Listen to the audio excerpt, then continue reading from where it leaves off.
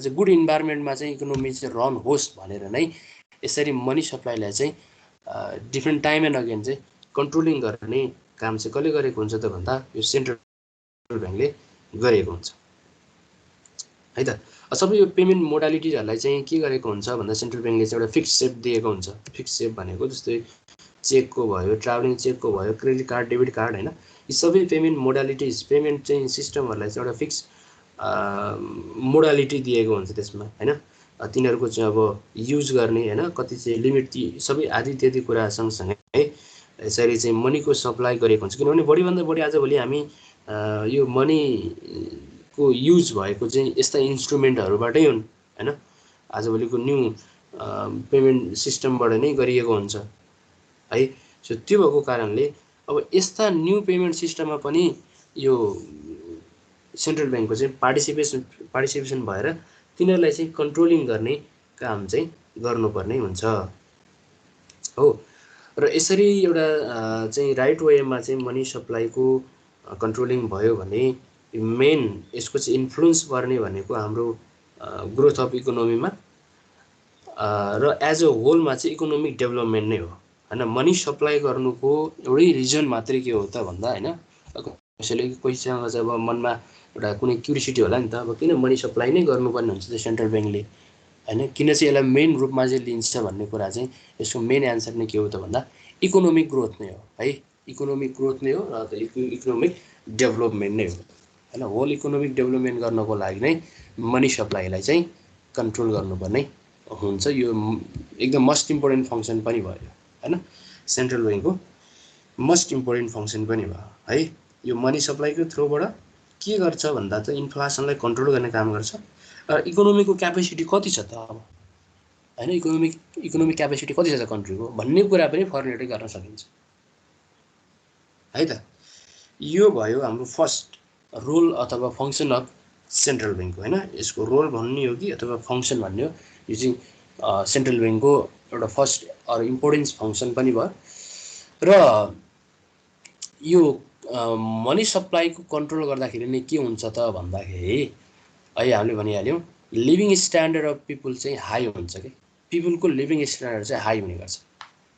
तर यदि money supply गर्न चाहिँ सेन्ट्रल ब्याङ्क चुक्यो र त्यहाँ चाहिँ इन्फ्लेसनको कन्डिसन आयो भने यो पिपुलहरूको पर्चेसिङ पावर के हुन्छ त भन्दा घटेर जान्छ कि, पर्चेसिङ पावर पनि घटेर जान्छ होइन। अब यसले त पुरै होल इकोनोमीलाई हेर्नुपर्ने हुन्छ, यहाँ त कुनै एउटा व्यक्तिको लागि चाहिँ हामीले चाहिँ हेर्ने त होइन, एउटा व्यक्तिको पर्चेसिङ पावर घट्ने कुरा पनि होइन। र यसरी चाहिँ होल इकोनोमीको पिपुलको चाहिँ एउटा पर्चेसिङ पावर घट्ने हुनाले यस्ता फ्याक्टरहरूलाई चाहिँ यो कन्ट्रोल गर्ने काम गर्नुपर्छ। र त्यो केबाट सम्भव छ त भन्दा मनी सप्लाईलाई चाहिँ कन्ट्रोल गरेर मात्रै होइन। अब त्यो मनी सप्लाईलाई कन्ट्रोल गर्ने डिफ्रेन्ट टुल्सहरू छन्, त्यो टुल्सहरू हामीले अहिले स्टडी गरिहाल्छौँ है त। अनि अर्को नम्बरतिर जाउँ अब हामी stabilizing the money and capital market. अब मनी मार्केट भनेको कुरा तपाईँलाई थाहा छँदैछ, यो चाहिँ एकदम लिक्विड मार्केट पनि हो मनी मार्केट। किनभने लिक्विड मार्केट किन भन्छौँ भने यो मनी मार्केटको टाइम पिरियड भनेको 1 वर्षभन्दा कम भनिसकेपछि त्यस्ता मनी मार्केट इन्स्ट्रुमेन्टलाई चाहिँ हामीले 1 वर्षभित्रै त्यसलाई चाहिँ क्यासमा कन्भर्ट गर्न सक्छौँ अथवा लिक्विड एसेट्सको रूपमा चाहिँ कन्भर्ट गर्न सक्छौँ भने त्यस्तो मार्केटलाई चाहिँ हामी मनी मार्केट भन्न सक्छौँ। भनेको मार्केटबाट छोटो समयमा नै के गर्न सकिन्छ त भन्दा मनीलाई चाहिँ कन्ट्रोल गर्न सकिन्छ अथवा मनी कलेक्ट गर्न सकिन्छ। किनभने अल मनी मार्केट इन्स्ट्रुमेन्टको चाहिँ म्याच्युरिटी के हुन्छ त भन्दा 1 वर्षभन्दा कम नै हुन्छ होइन। त्यस्तो मार्केटलाई हामीले मनी मार्केट भन्ने भइहाल्यो। र क्यापिटल मार्केट पनि यो त 1 वर्षभन्दा बढीको म्याच्युरिटीमा भए पनि यो क्यापिटल मार्केट पनि के छ त भन्दा एक प्रकारको चाहिँ मनी सप्लाई गर्ने मार्केट नै हो। किनभने यो क्यापिटल मार्केटमा पनि मनी चाहिँ युज भएको हुन्छ, त्यसमा चाहिँ मनी इन्भेस्टमेन्ट गर्ने पनि हुन्छन्। र अर्को वेमा यो हामीले अहिले पछिल्लो चरणमा बुझ्नु पर्दाखेरि क्यापिटल मार्केट भनेको चाहिँ कस्तो मार्केट पनि बुझिन्छ भन्दा गैर कानुनी रूपमा चाहिँ आर्जन गरेको सम्पत्तिलाई चाहिँ कानुनी रूपमा शुद्धिकरण गर्ने एउटा इन्स्ट्रुमेन्ट भनेको हाम्रो क्यापिटल मार्केटको रूपमा पनि बुझिन्छ। किनभने अब अहिले नेपालमा पनि डिफ्रेन्ट अब क्यापिटल मार्केट रिलेटेड चाहिँ रुल्स रेगुलेसनहरू आएका छन्। तर पछिल्लो चरणमा यो रुल्सहरू आए। योभन्दा अघिल्लो चरणमा चाहिँ जति पनि चाहिँ यो व्यक्ति अथवा पर्सनहरूले अथवा इन्भेस्टरहरूले चाहिँ क्यापिटल मार्केटमा चाहिँ मनी चाहिँ युटिलाइज अथवा इन्भेस्टमेन्ट गर्थे, तिनीहरूको चाहिँ सोधी खोजी हुँदैन थियो भने हैन। अहिले पछिल्लो चरणमा चाहिँ धेरै रुल्सहरू आएको हुनाले अहिले त्यसको लिमिट, त्यसका सोर्सेसहरू खोज्नेदेखि लिएर हैन यो सम्पूर्ण कामहरू पनि क्यापिटल मार्केटमा हुन्छ। र यसरी क्यापिटल मार्केटमा यदि स्टेबलाइजिङ भएन भने हैन, यदि क्यापिटल मार्केटमा अथवा मनी मार्केटमा स्टेबलाइजिङ भएन भने इन्भेस्टरहरूको चाहिँ प्रोटेक्ट गर्ने कुनै पनि चाहिँ अर्गनाइजेसनहरू चाहिँ त्यहाँ चाहिँ पोसिबल हुँदैनन् के, अथवा इन्भेस्टरहरूको चाहिँ इन्भेस्टमेन्ट प्रोटेक्ट हुँदैन हैन। सर्टेन एउटा यो क्यापिटल मार्केटमा पनि सर्टेन ग्रुपहरू हुन्छन्, उनीहरूले चाहिँ मार्केटलाई चाहिँ आफ्नो हातमा लिड गरेर गइराखेका हुन्छन्। जस्तै फर इक्जाम्पलको रूपमा बुझ्नु पर्दाखेरि कतिपय क्यापिटल मार्केटका इन्भेस्टरहरू चाहिँ नेपाल स्टेट ब्याङ्कका पदाधिकारीहरू पनि छन् हैन, सेक्युरिटी बोर्ड अफ नेपालका पदाधिकारीहरू पनि छन्, त्यस्तै अदर अब डिफ्रेन्ट ब्रोकरहरूका पदाधिकारीहरू छन्। र तिनीहरूले चाहिँ मार्केटलाई चाहिँ एउटा कन्ट्रोलिङ गर्ने सिस्टम पनि ल्याइराखेका छन्। भनेको मार्केटलाई चाहिँ आफ्नो वेमा लाने हैन, उनीहरूले चाहिँ इनसाइडर इन्फर्मेसनहरू लिने, किनभने कम्पनीको थ्रोमा त उनीहरू त नजिक हुन्छन्। तर नजिक भइसके पछाडि उनीहरूले चाहिँ इनसाइडर ट्रेडिङ गर्ने गर्छन् कि इनसाइडर ट्रेडिङ भनेको उनीहरूलाई थाहा छ कि भोलि कम्पनीले यति डिभिडेन्ड दिँदैछ, हामी पब्लिकलाई त थाहा हुँदैन कति % डिभिडेन्ड दिँदैछ भन्ने कुरो हैन, पब्लिकलाई त थाहा भएको हुँदैन। त जुन कम्पनीमा चाहिँ त्यो पदाधिकारीमा काम गरेको छ, जसले चाहिँ अब चाहिँ नेपाली स्टक एक्सचेन्जमा उसले चाहिँ आफ्नो चाहिँ अब रिपोर्ट सेन्ड गरेको छ, त्यो रिपोर्ट त पब्लिस भइसकेको हुँदैन हाम्रो पब्लिकलाई अथवा हाम्रो इन्भेस्टरलाई हैन। र पब्लिकले चाहिँ के गर्छन् त भन्दा पछि यो इन्फर्मेसन आइसके पछाडि लगानी गर्ने भयो भन्दा त्योभन्दा अगाडि नै चाहिँ लगानी गर्ने चाहिँ को रूपमा देखियो त भन्दा यस्ता इनसाइडर ट्रेडरहरू देखिए हो। त यस्तो सिस्टम भयो भने क्यापिटल मार्केटलाई पनि हामी एउटा सिस्टमेटिक मार्केट रूपमा लिन सक्दैनौँ हैन, क्यापिटल मार्केटलाई पनि सिस्टमेटिक रूपमा लिन सक्दैनौँ हो। त्यसको लागि यो मनी मार्केट र क्यापिटल मार्केटका चाहिँ इन्भेस्टरहरूलाई सोझा सादा चाहिँ लगानीकर्ताहरूलाई चाहिँ स्टेबलाइजिङ गर्नको लागि, उनीहरूको इन्भेस्टमेन्टलाई चाहिँ सेभ गर्नको लागि, उनीहरूले चाहिँ सेक्युरिटी प्रोभाइड गर्नको लागि सेन्ट्रल ब्याङ्कले पनि त्यसलाई चाहिँ स्टेबलाइजिङ गरिराखेको हुन्छ। र टाइम एन्ड अगेन चाहिँ आफ्नो चाहिँ डिरेक्टिभ अनुसार नै हैन, निर्देशिका अनुसार नै यो मनी मार्केट रिलेटेड र क्यापिटल मार्केट रिलेटेड चाहिँ के ल्याएको हुन्छ त भन्दा नीति नियमहरू चाहिँ ल्याएको हुन्छ। अहिले पनि अब तपाईँहरूले धेरै कुरा सुन्न सक्नुहुन्छ हैन, नेपाल स्टेट ब्याङ्कले चाहिँ के कस्तो नियम ल्याएको छ भने अहिले ब्याङ्कहरूले चाहिँ माइक्रो फाइनेन्समा लगानी गर्न नपाउने भन्ने कुरा चाहिँ मैले पनि अब सोसियल मिडियामा देखिराखेको छु। लगानी गर्न नपाउने, अब लगानी गर्न नपाउने भन्न साथ अब कस्तोमा भन्दा सर्ट टर्म लगानी गर्न नपाउने, लङ टर्म लगानी गर्न पाउने। जसले लगानी गरेका छन् अब उनीहरूले चाहिँ पौष मसान्तभित्र चाहिँ बेचिसक्नुपर्ने भन्ने कुरा यो पनि नीति ल्याएको छ। र त्यस्तै अरू डिफ्रेन्ट अब यो नीतिहरू पनि छन् यो मनी मार्केटसँग रिलेटेड र क्यापिटल मार्केटसँग रिलेटेड हैन। यो नीति किन लिएर आउँछ, यो चाहिँ नियमहरू किन ल्याउँछ त भन्दाखेरि त्यहाँ भएका इन्भेस्टरहरू चाहिँ हतोत्साहित नहोस्, किनभने त्यो पनि यो क्यापिटल मार्केट र मनी मार्केट पनि हाम्रो इकोनोमीमा चाहिँ कन्ट्रिब्युसन गर्ने मेन यो मार्केट हो। यो यसबाट पनि ठुलो मात्रामा चाहिँ इकोनोमिकमा चाहिँ कन्ट्रिब्युसन भएको छ। र अहिलेको क्यापिटल मार्केटको तपाईँले कुरा गर्नुहुन्छ भने पछिल्लो चरणमा हाम्रो जिडिपीको आकार भन्दा पनि क्यापिटल मार्केट चाहिँ ठुलो भएको छ हैन। डेली चाहिँ कारोबारहरू चाहिँ सङ्ख्या, कारोबार एमाउन्ट चाहिँ बढिराखेका छन्। अहिले नेप्सी इन्डेक्स पनि बढिराखेको हुनाले अहिले 2800 भन्दा माथि चाहिँ नेप्सी इन्डेक्स चाहिँ पुगेको हुनाले यो क्यापिटल मार्केट चाहिँ यसको आकार बढ्दो छ। भनेको हाम्रो कन्ट्रीको जिडिपीको आकार भन्दा पनि क्यापिटल मार्केटको चाहिँ आकार बढेको यो रेकर्ड चाहिँ तोडिएको छ। यो भर्खरै चाहिँ हालसालैको यो इन्फर्मेसन पनि हो। र यसरी चाहिँ डिफ्रेन्ट चाहिँ यो रुल्स ल्याएर चाहिँ यो क्यापिटल मार्केटलाई, मनी मार्केटलाई चाहिँ कन्ट्रोल गर्ने काम कसले गर्छ त भन्दा सेन्ट्रल ब्याङ्कले गर्ने काम गर्छ हैन। अब मेन अब यसको रिजन अब किन चाहिँ कन्ट्रोल गर्ने भन्ने कुरा तपाईँहरू बुझ्नुहुन्छ भने यो एउटा सेक्टरको लगानीकर्ता हतोत्साहित हुनुसाथ इकोनोमीमा डिजास्टर आउँछ र त्यो इकोनोमीमा डिजास्टर आइसके पछाडि यसले होल इकोनोमीलाई इफेक्ट गर्ने त भइहाल्यो। इकोनोमीका चाहिँ सम्पूर्ण इन्भेस्टरहरू जुन चाहिँ आफ्नो सेक्टरबाट उनीहरूले चाहिँ कुनै कसैले चाहिँ अब बिजनेस अर्गनाइजेसन रन गरेका छन्, उनीहरूले चाहिँ अब कुनै एउटा चाहिँ फ्याक्ट्रीहरू इस्टाब्लिस गरेका छन् हैन।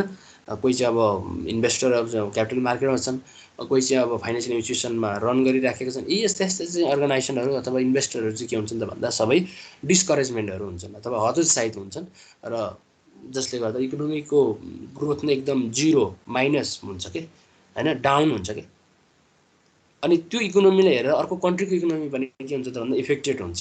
जस्तै हामी अहिले अरू कन्ट्रीको चाहिँ इकोनोमी हेरेर चाहिँ नेपालमा चाहिँ इफेक्ट परेका हुन्छौँ नि, हामी चाहिँ त्यसबाट इन्फ्लुएन्स भएका हुन्छौँ नि, हो लाइक द्याट।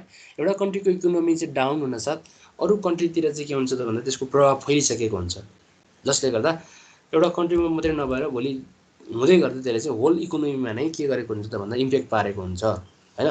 हो यस्तै कुरा हामीले योभन्दा अगाडिको इतिहासमा पनि देखिसकेका छौँ। युरोपियन र अमेरिकन कन्ट्रीका चाहिँ इकोनोमिक डाउन हुनसाथ होल वर्ल्डको चाहिँ होइन विश्वको नै इकोनोमी के भएको हुन्छ त भन्दा डाउन भएको हुन्छ। बिकज वर्ल्ड वाइड नै सम्पूर्ण इकोनोमिक होइन उनीहरूको चाहिँ रुल्स एन्ड रेगुलेसन चाहिँ यो युरोपियन र अमेरिकन कन्ट्रीहरूको चाहिँ अनुसार नै उनीहरूले फलो गरिराखेका हुन्छन् र यसरी सम्पूर्ण इकोनोमीमा नै असर गरेको हुन्छ हो। सो त्यो भएको हुनाले यति सेन्सिटिभ वर्क हो यो सेन्ट्रल ब्याङ्कको, जसले चाहिँ के गरेको हुन्छ भन्दा एउटा सानो कुरामा नै चुक्यो भने पनि हाम्रो इकोनोमीमा नै इफेक्ट परेको हुन्छ होइन। इन्भेस्टरको एउटा रणनीति, इन्भेस्टरको एउटा चाहिँ थिङ्किङनेस होइन, इन्भेस्टरको चाहिँ एउटा चाहिँ इन्भेस्टमेन्ट गर्ने स्ट्राटेजी, यी सम्पूर्ण कुरालाई चाहिँ इफेक्ट गर्ने हुनाले यस्ता फ्याक्टरहरूमा चाहिँ यो सेन्ट्रल ब्याङ्कको चाहिँ के हुनुपर्छ त भन्दा राइट रेगुलेसन हुनुपर्छ र मार्केटलाई चाहिँ स्टेबल मार्केट बनाउनु पर्ने हुन्छ। यदि इन्स्टेबिलिटी हुन साथ होइन अस्थिरता हुन साथ त्यसले चाहिँ डाइरेक्ट इफेक्ट गर्ने भनेको कन्ट्रीको होल इकोनोमीमा नै हो है त। र अर्को हेरौँ हामी, अर्को चाहिँ छ लेन्डर अफ लास्ट रिसोर्ट है, लेन्डर अफ लास्ट रिसोर्ट। अब यो चाहिँ कस्तो कन्डिसनमा यो चाहिँ काम गरेको हुन्छ त भन्दा हुन त अब डे टु डे फाइनेन्सियल इन्स्टिट्युसनको ओभरअल एक्टिभिटिज त यो सेन्ट्रल ब्याङ्कले हेरेको नै हुन्छ होइन। अब कुनै ब्याङ्कको चाहिँ लोन रेटको बढी छ होइन, उनीहरूको चाहिँ लोन इन्भेस्टमेन्ट गरेको चाहिँ टोटल लोन मध्येबाट एउटा मात्रै सेक्टरमा लगानी गर्ने 25% भन्दा बढी छ भने यस्तो यस्तो सेक्टरमा चाहिँ अब गभर्मेन्टले सर्कुलेट जारी गरिहालेको हुन्छ होइन। त्यो ब्याङ्कलाई चाहिँ स्पष्टीकरण माग्ने यो नेपाल राष्ट्र ब्याङ्कको रुल्सहरू भन्दा बाहिर किन चाहिँ त्यो अर्गनाइजेसन गयो, यस्तो चाहिँ स्पष्टीकरण माग्नेदेखि लिएर सम्पूर्ण एक्टिभिटी चाहिँ कन्ट्रोलिङ गर्नको लागि सेन्ट्रल ब्याङ्कले तुरुन्तै एक्सन लिइहाल्ने हुन्छ। र केही कारणवश अर्गनाइजेसन रन हुँदै जाँदा अथवा फाइनेन्सियल इन्स्टिट्युसन भनौँ न, मेनली फाइनेन्सियल इन्स्टिट्युसन चाहिँ रन गर्दै जाँदा यदि लिक्विडिटी प्रब्लम भयो भने होइन, लिक्विडिटी प्रब्लम भयो भने के गर्छ त भन्दा अब यसले यदि अर्गनाइजेसन रन हुँदै जाँदाखेरि लिक्विडिटी प्रब्लम भयो भने अब त्यस्तो फाइनेन्सियल इन्स्टिट्युसनलाई चाहिँ अब उसले के गरेर हुन्छ, उसलाई चाहिँ अब लोन दिएर हुन्छ कि उसको म्यानेजमेन्ट आफैले चाहिँ चलाएर अथवा त्यो म्यानेजमेन्ट सिस्टम अथवा अपरेसन वर्क चाहिँ राष्ट्र ब्याङ्ककै पदाधिकारीहरू कोही केही कर्मचारीहरू लिएर त्यो अर्गनाइजेसन केही समयसम्म चलाएर हुन्छ कि होइन। अब के गरेर हुन्छ, उसलाई चाहिँ अब रिपर्चेज एग्रिमेन्ट जारी गरेर हुन्छ कि होइन, यो कसरी हुन्छ। यो सेन्ट्रल ब्याङ्कले चाहिँ लेन्डर अफ लास्ट रिसोर्टको रूपमा काम गरेको हुन्छ भनेको अर्गनाइजेसन भन्दा पनि फाइनेन्सियल इन्स्टिट्युसनलाई चाहिँ यसले मर्न दिँदैन भनौँ न। फाइनेन्सियल इन्स्टिट्युसनलाई चाहिँ यसले चाहिँ फाइनेन्सियल इन्स्टिट्युसनको लाइफलाई चाहिँ यसले एक्सपान्सन गर्छ भनौँ न होइन। यो लेन्डर अफ लास्ट रिसोर्टको काम नै त्यही नै हो भनेको फाइनेन्सियल इन्स्टिट्युसन चाहिँ लिक्विडिटी प्रब्लम भएको बेलामा चाहिँ उसलाई चाहिँ सहायता, वित्तीय सहायता प्रदान गर्ने, फाइनेन्सियल एडको रूपमा काम गर्ने कसले गर्छ त भन्दा सेन्ट्रल ब्याङ्कले मात्रै गर्ने हो है।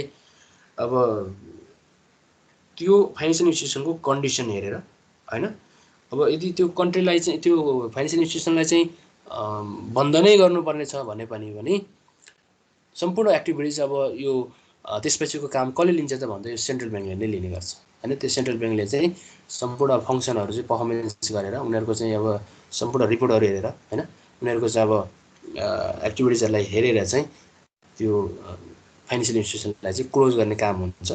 अब हतपत क्लोज हुने त हुँदैन र इन्ट्री र एक्जिस्ट गर्ने पनि यसको चाहिँ लिमिट छन् होइन, लिमिट छन्। जुनसुकै कम्पनी पनि तत्कालै चाहिँ इन्ट्री हुने र तत्कालै बन्द हुने गर्न सकिँदैन।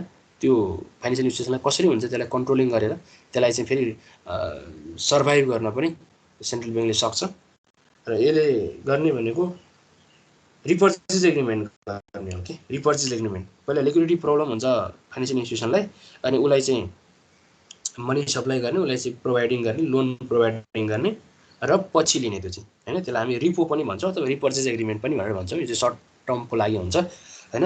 लिक्विडिटी प्रब्लम भएको हुन्छ, अनि लिक्विडिटी प्रब्लम भएको बेलामा चाहिँ अब यसले के गर्छ त भन्दा लोन दिन्छ त्यस्ता फाइनेन्सियल इन्स्टिट्युसनलाई। अनि लोन दिइसके पछाडि फेरि त्यो लोन चाहिँ अब फाइनेन्सियल इन्स्टिट्युसनले सक्षम भइसके पछाडि अथवा स्ट्रङ भइसके पछाडि रिटर्न ब्याक गर्ने काम गर्छ। अब यसले पनि होल इकोनोमीलाई चाहिँ कसरी इफेक्ट गर्यो भन्दाखेरि त्यो फाइनेन्सियल इन्स्टिट्युसनमा जोडिएका चाहिँ धेरैवटा इन्भेस्टरहरू भएका हुन्छन्।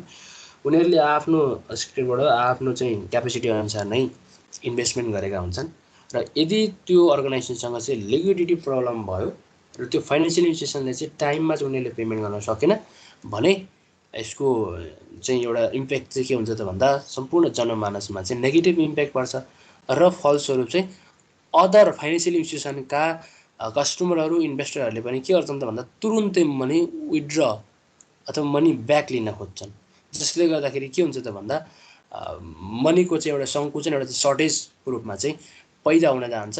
फलस्वरूप फाइनेन्सियल इन्स्टिट्युसनहरू चाहिँ तुरुन्तै लिक्विडिटी प्रब्लम फेस गरिहाल्ने हुन्छ होइन। त लिक्विडिटी प्रब्लम फेस गर्न साथ होल इकोनोमीमा नै उनीहरू चाहिँ के गरेको हुन्छ त भन्दा इम्प्याक्ट परेको हुन्छ हो। यो हुन नदिनको लागि पनि कुनै एउटा विक अर्गनाइजेसन छ, विक फाइनेन्सियल इन्स्टिट्युसन छ जसलाई चाहिँ लिक्विडिटी प्रब्लम छ भने उनीहरूको एक्टिभिटिज चाहिँ इन्टरनली रूपमा नै त्यसलाई कन्ट्रोलिङ गरेर अर्गनाइजेसनलाई फेरि सर्भाइभ गराउने काम पनि कसले गर्छ त भन्दा यो सेन्ट्रल ब्याङ्कले काम गर्छ है। सेन्ट्रल ब्याङ्कले चाहिँ काम गर्ने हो। अब त्यसको लागि चाहिँ यसले चाहिँ रिपो जारी गरेको हुन्छ। यसलाई हामी रिपर्चेज एग्रिमेन्ट भनेर भन्छौँ। पहिला इस्यु गरेको हुन्छ र त्यसलाई पछि बाइब्याक गर्ने हुन्छ। रिपर्चेज भन्नु नै फेरि आफै पछि चाहिँ पर्चेज गर्ने होइन। पहिला चाहिँ उसलाई इस्यु गर्ने त्यो कम्पनीलाई, अनि त्यो कम्पनीबाट फेरि आफूले पर्चेज गर्ने एउटा एग्रिमेन्टलाई चाहिँ हामी रिपर्चेज एग्रिमेन्ट भनेर भन्छौँ है त। अब अर्को टपिक छ maintaining and improving payment mechanism. र आजभोलि मनी सप्लाई गर्ने इन्स्ट्रुमेन्टको रूपमा हामी केलाई लिन्छौँ त भन्दा यो पेमेन्ट मेकानिजमलाई लिन्छौँ है। पेमेन्ट मेकानिजमलाई लिन्छौँ। यसलाई नै हामी के भन्छौँ त भन्दा आजभोलिको हाम्रो मनी सप्लाई गर्ने मेन इन्स्ट्रुमेन्ट नै पेमेन्ट मेकानिजम हो। किनभने आजभोलि हामी पैसा बोकेर हिँड्दैनौँ। अब हाम्रो सम्पूर्ण कामहरू चाहिँ अब डिजिटलाइजेसन अथवा चाहिँ यो मोबाइल ब्याङ्किङ, इन्टरनेट ब्याङ्किङ भयो होइन। मोबाइल एप्सहरू छन्, त्यसै गरी एटिएम कार्ड्सहरू छन्। एटिएम कार्डमै हामीसँग डेबिट कार्डको फेसिलिटी हुन्छ, क्रेडिट कार्डको फेसिलिटी भएको हुन्छ, मास्टर कार्ड, भिजा कार्ड। हामी जुनसुकै कन्ट्रीमा जाउँ, जहाँ जाउँ, अब हामीले चाहिँ मनी अथवा पैसा बोकेर हिँड्नुपर्ने त्यो अवस्था छैन। र पेमेन्ट मेकानिजमको रूपमा हामी चेकलाई लिन सक्ने भयौँ होइन। ठुल्ठुलो एमाउन्टहरू पेमेन्ट गर्नु पऱ्यो भने, अनि तुरुन्तै मनी विथड्र ब्याक गर्नु पऱ्यो भने हामीले चाहिँ एटिएम कार्ड युज गर्ने भयौँ होइन। त्यसै गरी यो लिमिटहरू छन् मोबाइल ब्याङ्किङ, इन्टरनेट ब्याङ्किङहरू घरमै बसेर। आज यो हाम्रो पेन्डेमिक समयमा पनि हामी घरमै बसेर मनी सप्लाई गर्ने कामहरू चाहिँ यहाँ यसरी पनि गर्न सकिन्छ। र यदि यो चाहिँ पेमेन्ट मेकानिजममा सेन्ट्रल ब्याङ्कको चाहिँ मेन्टेनेन्स भएन होइन, यो पेमेन्ट मेकानिजम सम्बन्धी रुल्स एन्ड रेगुलेसनहरू आएन भने यसले पनि होल इकोनोमीमा नै के गरेको हुन्छ त भन्दा इफेक्ट पारेको हुन्छ कि इफेक्ट पारेको हुन्छ।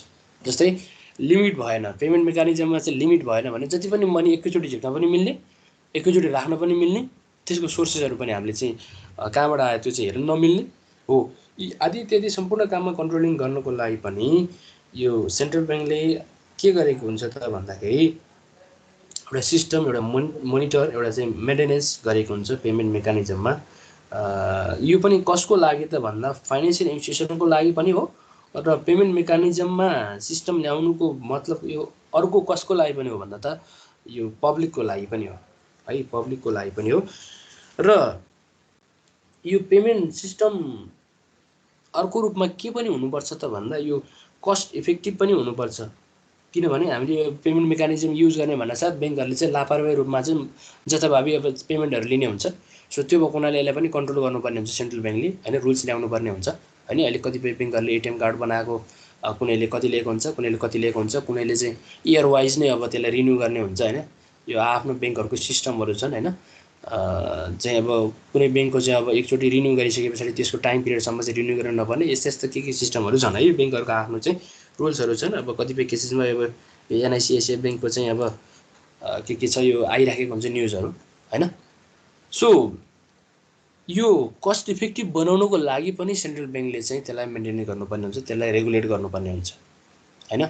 अब पहिलो कुरा त के छ त भन्दा सम्पूर्ण पब्लिकहरूले चाहिँ ब्याङ्किङ सिस्टम चाहिँ अथवा ब्याङ्किङ सिस्टममा जानुपर्छ भनेर नीति पनि ल्याएको छ सेन्ट्रल ब्याङ्कले। अनि ब्याङ्किङ नीतिमा गइसके पछाडि पब्लिकलाई चाहिँ एसेसिबल हुने गरी पेमेन्ट मेकानिजम उनीहरूले चाहिँ आफ्नो सुविधाअनुसार लिने गर्छन् र सुविधाअनुसार लिएको हुनाले यदि त्यस्तो त्यो पेमेन्ट मेकानिजममा सेन्ट्रल ब्याङ्कको चाहिँ रेगुलेसन भएन भने यो फाइनेन्सियल इन्स्टिट्युसनले जति पनि चाहिँ एमाउन्ट के हुन्छ त भन्दा चार्ज गर्ने गर्छन् क्या, जति पनि एमाउन्ट चार्ज गर्ने गर्छ हो। सो त्यसो कारणले गर्दाखेरि त्यस्तो चाहिँ कजेसले गर्दाखेरि नै सेन्ट्रल ब्याङ्कले यो पेमेन्ट मेकानिजममा चाहिँ त्यो रुल्स ल्याएर के गर्नुपर्छ त भन्दा कस्ट इफेक्टिभनेस बनाउनुपर्छ र अर्को इफिसियन्ट पनि बनाउनुपर्छ। किनभने पेमेन्ट मेकानिजम भनेको त हाम्रो सुविधाको लागि हो हैन, टेक्नोलोजीसँग रिलेटेड छ र यो के पनि हुनुपर्छ त भन्दा इफिसियन्ट हुनुपर्छ, प्रभावकारी रूप पनि हुनुपर्छ कि इफिसियन्ट। त्यसले गर्दा यो आजभोलिको यो चाहिँ टेक्नोलोजीको टाइममा यो सेफ पनि भयो, चिप पनि हुने गर्छ, जसले गर्दा पेपर वर्कलाई पनि हटाउने गर्छ हैन, पेपर वर्कलाई पनि हटाउने गर्छ र वर्कहरू पनि फास्ट हुन्छन् कि कामहरू पनि फास्ट हुन्छन् भने हो। यो के पनि हुनुपर्छ त पेमेन्ट मेकानिजम भन्दा इफिसियन्ट पनि हुनुपर्ने हुन्छ। कस्ट इफेक्टिभ त छँदैछ हैन, इफिसियन्ट पनि हुनु पर्यो र अर्को कुरा मोस्ट इम्पोर्टेन्ट भनेको सेक्युरिटी पनि प्रदान गर्नुपर्ने हुन्छ, सेक्युरिटी पनि प्रदान गर्नुपर्ने हुन्छ, सेक्युर पनि हुनुपर्छ। अनि मात्रै पब्लिकले यसलाई चाहिँ विश्वास गरेर चाहिँ यो पेमेन्ट मेकानिजमहरू चाहिँ युज गर्ने हुन्छन् क्या हो। त यी सबै कामको लागि चाहिँ कसले चाहिँ एक्टिभिटिज पर्फर्मेन्स गर्नुपर्छ त भन्दा सेन्ट्रल ब्याङ्कले नै त्यसलाई रेगुलेट गर्ने, त्यसको चाहिँ एक्टिभिटिज पर्फर्मेन्स गर्ने काम चाहिँ गर्नुपर्ने हुन्छ हैन। त्यो पेमेन्ट मेकानिजमसँग रिलेटेड चाहिँ अब रुल्सहरू बनाउने, न्यू डाइरेक्टिभ्सहरू लिएर आउने हैन हो। यो कामहरू चाहिँ कसले गर्नु पर्यो त भन्दा सेन्ट्रल ब्याङ्कले गर्नुपर्ने हुन्छ। र आजभोलिको टाइममा त अब यो मनी विथड्र गर्न होस् अथवा मनी डिपोजिट गर्न होस्, मनी ट्रान्सफर पनि गर्न होस्, हामी टेक्नोलोजी नै युज भएको छ। यो इजी पनि छ, एसेसिबल पनि छ, कस्ट इफेक्टिभ पनि छ र सेक्युर पनि छ यो हैन। र त्यसै गरी सेक्युर त छ नै भन्छौँ, तर यसमा पनि के हुनुपर्छ त भन्दा राइट रेगुलेसन, राइट सिस्टम हुनुपर्छ भनेर नै सेन्ट्रल ब्याङ्कले चाहिँ टाइम एन्ड अगेन चाहिँ आफ्नो डिरेक्टिभ्समा हैन निर्देशिकामा चाहिँ यो पेमेन्ट मेकानिजमलाई चाहिँ इम्प्रुभमेन्ट गर्ने हैन, यसलाई चाहिँ सेक्युर मेजर गर्ने डिफ्रेन्ट रुल्सहरू चाहिँ टाइम एन्ड अगेन ल्याइदिएको पनि छ अथवा ल्याएको पनि छ। त्यसलाई हामीले आजभोलि फलोअप पनि गरिराखेका पनि छौँ। चाहिँ अब जस्तै अब यदि यो भएन भने चाहिँ के हुन्छ त भन्दा अब जति पनि झिक्न पाउने एउटा चाहिँ एउटा लिमिट छ हैन। अनि जो पर्सनले पनि त्यसलाई चाहिँ विथड्र गर्ने लिमिट छ, सेक्युरिटी पिनहरूको सिस्टम चाहिँ एकदम कमजोर छ भने यसले चाहिँ के गर्छ त भन्दा एकचोटि हाम्रो यो 19 सेप्टेम्बरतिर चाहिँ के भएको थियो भने यो 5 जना चाइनिजहरूले चाहिँ एटिएमबाट चोरी गरेका थिए हैन, एटिएमबाट चोरी गरेका थिए। यसको लागि के हुनुपर्छ, छुट्टै अब रुल्स एन्ड रेगुलेसन हुनु पर्यो, पनिसमेन्ट सिस्टम हुनु पर्यो यस्ता काम गर्नेको लागि हैन हो। र यो पेमेन्ट मेकानिजम युज गर्ने मात्रै नभएर यो सम्बन्धी नीति नियमहरू पनि यो सेन्ट्रल ब्याङ्कले चाहिँ पर्फर्मेन्स गरेको छ र फर्मुलेट पनि गरेको छ हैन। यो पनि यसको फङ्सन भयो सेन्ट्रल ब्याङ्कको, यो पनि मेजर फङ्सन पनि भयो। किनभने म्याक्सिमम पर्सनले अहिले युज गर्ने भनेको पेमेन्ट मेकानिजम अहिलेको लेटेस्ट नै हो र यसमा लिमिट राखिदिएको पनि छ र यसरी चाहिँ डे टु डे डिफ्रेन्ट पब्लिकहरूको वर्किङ सिस्टममा पनि यसले चाहिँ सहजता पनि पुर्याइदिएको छ हैन, सजिलो पनि छ हैन। हामी घरमै बसेर कारोबार पनि गर्न मिल्छ र यो सम्बन्धी यदि अपराधिक क्रियाकलापहरू बढ्यो भने त्यसलाई कन्ट्रोलिङ गर्नको लागि, त्यसलाई पनिसमेन्ट गर्नको लागि पनि गभर्मेन्ट अथवा सेन्ट्रल ब्याङ्कले चाहिँ यो सम्बन्धी रुल्सहरू बनाएको पनि छ है त। अर्को अब नेक्स्ट फङ्सन छ promotion and development of banking सिस्टमको बारेमा छ र जुनसुकै नीति नियमबाट भए पनि अहिले चाहिँ सेन्ट्रल ब्याङ्कले चाहिँ ब्याङ्किङ सिस्टमलाई चाहिँ फोकस गर्नको लागि, यसलाई प्रवर्धन गर्नको लागि, यसलाई डेभलपमेन्ट गर्नको लागि इच एन्ड एभ्री सेक्टरमा चाहिँ ब्याङ्किङ सिस्टमको चाहिँ डेभलप गर्ने नै नीति छ यसको। जस्तै कर्मचारीको स्यालेरी सिस्टमको स्यालेरी दिने सिस्टम भयो हैन। त्यसै गरी डिफ्रेन्ट लाभग्राहीलाई चाहिँ दिने चाहिँ एक प्रकारको भत्ता भनौँ, एक प्रकारको चाहिँ सुविधा भनौँ, त्यो सुविधाहरू लिने हैन। भनेपछि यसको काम नै के छ त, अहिले सेन्ट्रल ब्याङ्कले चाहिँ के गर्न खोजिराखेको छ भन्दा ब्याङ्किङ सिस्टमलाई नै डेभलपमेन्ट गर्न खोजिराखेको छ हैन। उनीहरू ब्याङ्किङ सिस्टमबाट कुनै पनि एक्टिभिटिजहरू चाहिँ एक्सेप्ट नगर्ने पनि सिस्टम छ। जस्तै टेन्डर हाल्नु पर्यो हैन, त्यो टेन्डर हाल्दाखेरि चाहिँ अब मनी हैन डिपोजिट गर्नेदेखि कुरादेखि लिएर हैन, त्यसै गरी आजभोलि स्कुल कलेजका चाहिँ मनी डिपोजिट गर्नेदेखि कुरादेखि लिएर हैन, सम्पूर्ण कामहरू चाहिँ केबाट नै भइराखेका हुन्छन् भन्दा यो ब्याङ्किङ सिस्टमबाटै भइराखेका हुन्छन्। र यसले गर्दाखेरि यो ब्याङ्किङ सिस्टम चाहिँ युज गर्नु अथवा ब्याङ्किङ सिस्टमलाई नै फोकस गर्नु, ब्याङ्किङ सिस्टमलाई नै प्रमोसन गर्नु नै यो नेपाल राष्ट्र ब्याङ्कको के नीति पनि हो भन्दा इकोनोमिकमा चाहिँ फ्याक्ट मनी सप्लाईलाई कन्ट्रोल गर्न सक्नु नै हो हैन। सबै डाटाहरू इन्टिग्रेसन रूपमा हैन, एकीकृत रूपमा चाहिँ यसले लिन सक्छ हैन। यो ब्याङ्कको थ्रुबाट लिने हुन्छ, अनि लिने भइसके पछाडि नै त्यो मनीलाई चाहिँ कन्ट्रोल गर्ने, मनी सप्लाईलाई नै कन्ट्रोल गर्ने र कति मात्रामा चाहिँ मनी चाहिँ सप्लाई भइराखेको छ, यी कुराहरूलाई नै हेर्नको लागि नै यो ब्याङ्किङ सिस्टमलाई चाहिँ डेभलपमेन्ट गर्न खोजिरहेको पनि छ हैन। यो भइराखेको पनि छ डे टु डे हैन। र यो ब्याङ्किङ सर्भिस चाहिँ के मात्रै थियो त भन्दा योभन्दा अगाडि हाम्रो यो अर्बन एरिया अथवा भनेको सिटी एरियामा मात्रै कन्सन्ट्रेट थियो भने अहिले चाहिँ अर्को नीतिले गर्दा पनि सबै सब अर्बन एरिया अथवा यो भिडिसी म्युनिसिपालिटीमा पनि यो ब्याङ्कहरूको ब्रान्चेसहरू चाहिँ पुगिसकेका छन् र कोही पुग्ने क्रममा पनि छन्। र यो के को नीति अनुसार त भन्दा यो राष्ट्र ब्याङ्कको नीति अनुसार नै हो हैन। जो चाहिँ अब रिमोट एरियामा, जो चाहिँ रुरल एरियामा चाहिँ इजी एन्ड एक्सेसिबल वेबाट चाहिँ पिपलहरू चाहिँ ब्याङ्किङ सिस्टमको अथवा ब्याङ्किङ सर्भिसको बारेमा उनीहरू चाहिँ अननोन थिए। उनीहरू चाहिँ त्यहाँका चाहिँ एउटा क्यापिटलिस्ट पर्सनबाट चाहिँ एक्सप्लोइटेसन भइराखेका थिए हैन। भनेको त्यहाँको पुँजीवादबाट उनीहरूको चाहिँ त्यहाँको शोषकबाट चाहिँ उनीहरू शोषित भइराखेका थिए भने यदि ब्याङ्किङ सिस्टम चाहिँ त्यो एरियामा पुग्यो भने उनीहरू के हुन्छ त भन्दा उनीहरू चाहिँ प्रोटेक्ट हुन्छन्, उनीहरू चाहिँ सेफ हुन्छन् हैन।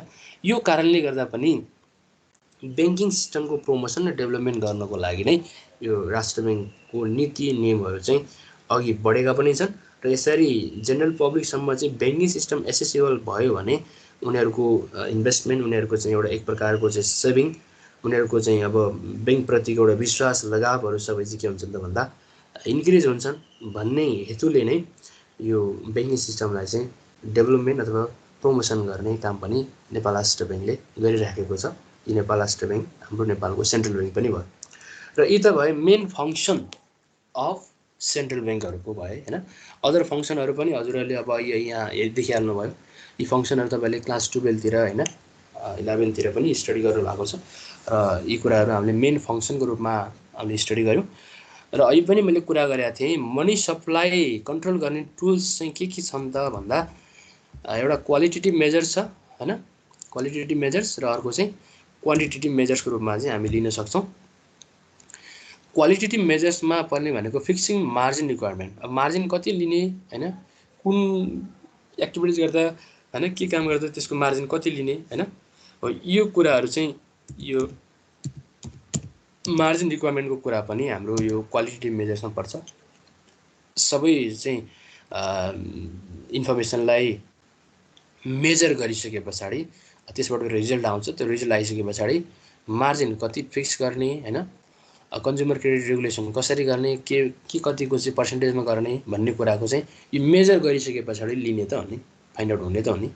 त्यसै गरी पब्लिसिटी गर्नेदेखि कुरा लिएर अनि न्यू डिरेक्टिभ ल्याउने कुरादेखि लिएर यी सबै एक्टिभिटिज चाहिँ यो क्वालिटेटिभ मेजर्समा पर्ने भयो मोनिटरी टुल्सको। यसले गर्दा पनि के हुन्छ त भन्दा मनी सप्लाईलाई चाहिँ कन्ट्रोल गर्ने काम हुन्छ के। जस्तै फिक्सिङ मार्जिन रिक्वायरमेन्ट, जस्तै फिक्सिङ इन्ट्रेस्ट रेट नै भनौँ न हैन, फिक्सिङ इन्ट्रेस्ट रेट। अब जस्तै ब्याङ्कहरूको चाहिँ इन्ट्रेस्ट रेट फिक्सिङ गर्दाखेरि बेस रेट भन्दा यतिसम्म राखेर गर्ने भनेर चाहिँ के दिन्छ त भन्दा यसले चाहिँ एउटा चाहिँ रेगुलेसन दिन्छ, एउटा चाहिँ अर्डर दिएको हुन्छ, अनि त्यसैमा नै फिक्सिङ गर्ने गर्छन्।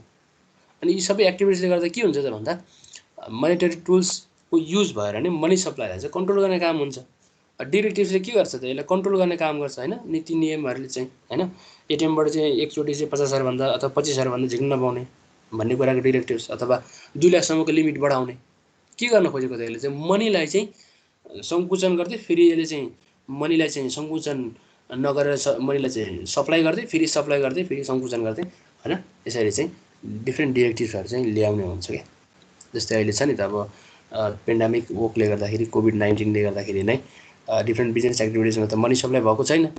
अनि त्यो कारणले गर्दा चाहिँ यता यो क्यापिटल मार्केटमा चाहिँ इन्भेस्टमेन्ट चाहिँ बढ्दो छ। अनि त्यसलाई चाहिँ कन्ट्रोल गर्नको लागि फेरि अर्को नयाँ डिरेक्टिभ्स आइसकेको पनि छ होइन। हो यसरी चाहिँ यो क्वालिटेटिभ मेजर्सको रूपमा हामीले चाहिँ यस्ता मेजर्सहरूलाई लिन सक्छौँ। र अर्को छ क्वान्टिटेटिभ मेजर्स होइन। क्वान्टिटेटिभ मेजर्समा चाहिँ open market operation, discount rate र रिजर्भ रिक्वायरमेन्ट भन्ने छ। हामी दुईवटा मेजर्स मध्येबाट हामी यो हाम्रो टपिकमा पढ्ने भनेको हामीले चाहिँ क्वान्टिटेटिभ मेजर्सलाई मात्रै हो, यसलाई मात्रै अब स्टडी गर्छौँ। भनेको अब ओपन मार्केट अपरेसन भन्ने चाहिँ हाम्रो भोलिको टपिक भयो।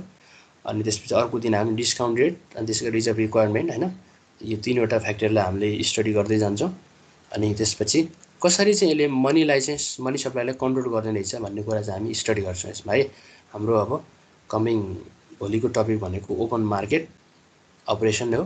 तपाईँहरू चाहिँ ओपन मार्केट अपरेसन भनेको के हो भन्ने कुरा चाहिँ बुझ्न पनि सक्नुहुन्छ, स्टडी गर्नुहुन्छ भोलिको क्लासमा है। त्यो चाहिँ